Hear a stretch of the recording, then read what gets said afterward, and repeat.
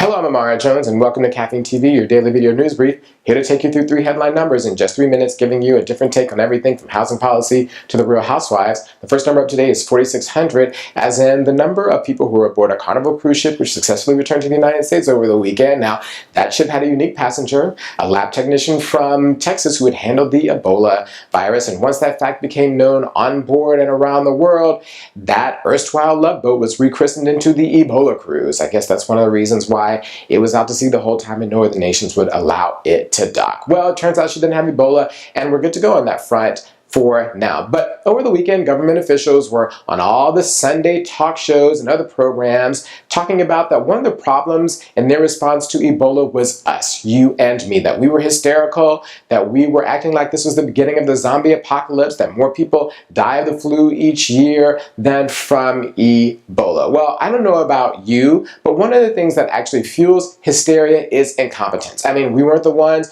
who turned a sick man away from the hospital, and we weren't the ones who issued guidelines that wouldn't allow nurses to protect themselves, and we were the ones who were caught without a plan. So how about we, the people, make a deal with the government for the duration of the crisis? We'll all Zen meditate more if you all watch more Contagion movies.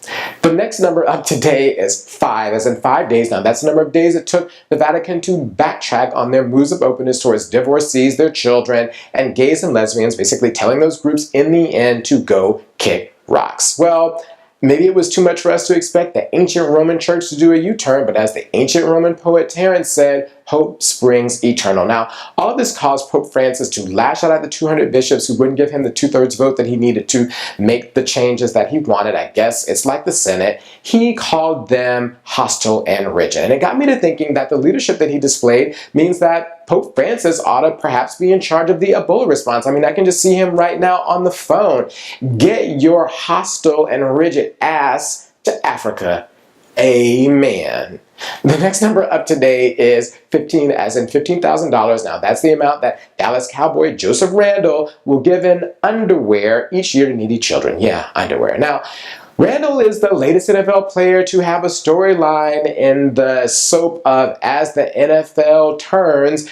Earlier this year, he was arrested for shoplifting underwear and was fined $30,000 by the league for doing so. And all of this just got me to thinking about the fact that, one, there really is one set of rules for the rich and powerful and one set of rules for us, duh. But, you know, sometimes you have to relearn things you already know. And secondly, that as long as you attach the name charity to anything, you can get away with anything. But you got to give it to Randle and MeUndies, the company that will be sponsoring him, for, you know, turning a bad situation inside out.